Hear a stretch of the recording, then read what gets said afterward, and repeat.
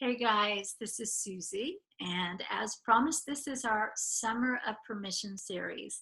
I'm just going to be showing up every Thursday, and we're going to be chatting about a summer of permission. And this week, our topic is giving ourselves permission to rest in our calling. One of the most fun things that I get to do after being in 20 years of ministry is I get to come alongside other women who are just starting, whether as a speaker or a writer or both. And with that comes a lot of nerves. They're so pumped up. They're so ready to begin. But what is sad to me is when it begins to transition from that excitement of where God is leading them to the pressure to perform. And there's a huge difference between being prepared in your ministry or prepared in your calling and being pressured to perform. Now, it's a trap and it can happen, and the enemy uses it well. He shifts the focus from the plan that God has for you to looking at other people and maybe comparing yourself to them. He shifts the focus from that one-to-one relationship that you have with a reader, somebody sitting in a Sunday school class, somebody sitting across from you at a table or a coffee shop, to performance or the desire to have numbers that perhaps can say, hey, this ministry is successful. Hey, I have success. And yet, what we're doing really has nothing to do with earthly success at all. The other day I was at church and there was a woman who pulled up beside me in the parking lot. And when she got out, she said, hey, I know you. And I go to a really big church. It's a new church to me, even though we've been going there a couple of years. Because it's so large, we're still getting to know people. And I thought maybe we had met in passing. And I said, I'm so sorry. I don't remember your name. If we've met, it's on me. I don't remember your name. So I put out my hand to say hello. And she said, no, you don't understand. I see you all the time. I come to your blog. In fact, a friend of mine sent me a link to your last series on your blog and said, you know what? You're going through a really hard time, and here's a blog series I think is going to speak to you.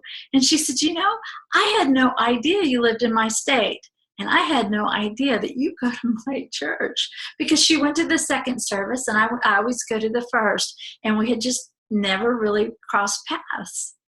And she began to tell me how this blog series had just poured into her and made a difference. And she had tears, she was telling me. And when she left, I got in the car and I had tears as well. And I'll tell you why. I had a cruddy week. There was some news that came that said, no matter how hard you work, it really didn't go that well according to what we consider as success. And that didn't come from a person. There were just some numbers shared with me, and I took those numbers and in my head began to say, there must be pressure to perform. Maybe if I had tried harder, maybe if I had worked smarter.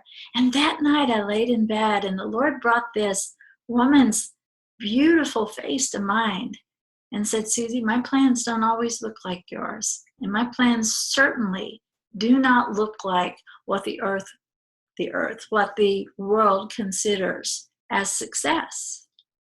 Did you do what I asked you to do? And the answer is yes. I showed up.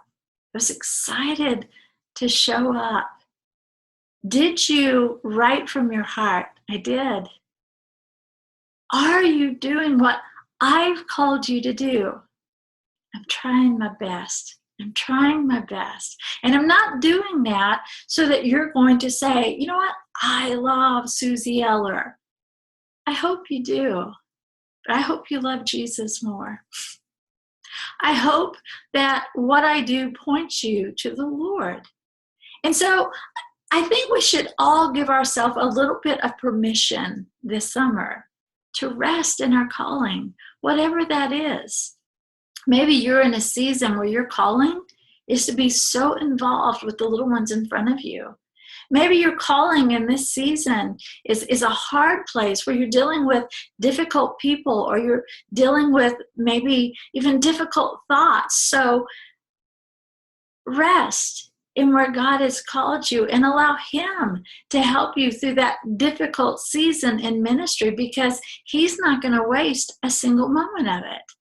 As long as what we're doing is for Him, then success or numbers or how many people show up or how many people are liking what you're doing, and I mean that figuratively, no matter what happens outside of us, as long as inside we're showing up and doing what God has called us to do, then that pleases God. And I can rest in that.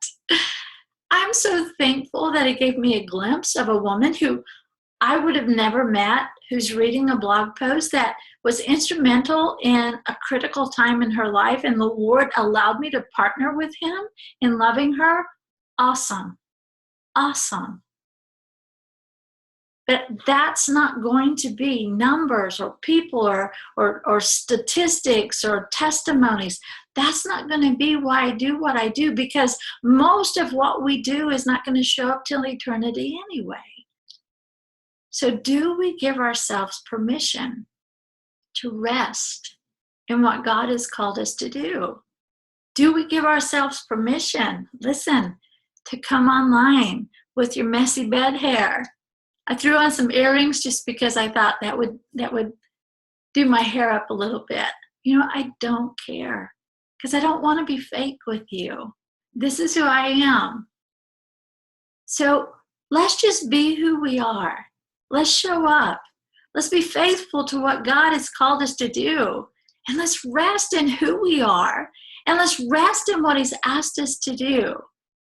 What's going to happen is we're going to give ourselves permission to rest in ministry, which gives ourselves permission to fall in love with what God has called us to do all over again. This is Susie Eller. It's our summer permission. I'll see you next Thursday. Next Thursday, it's going to be giving ourselves permission to be real.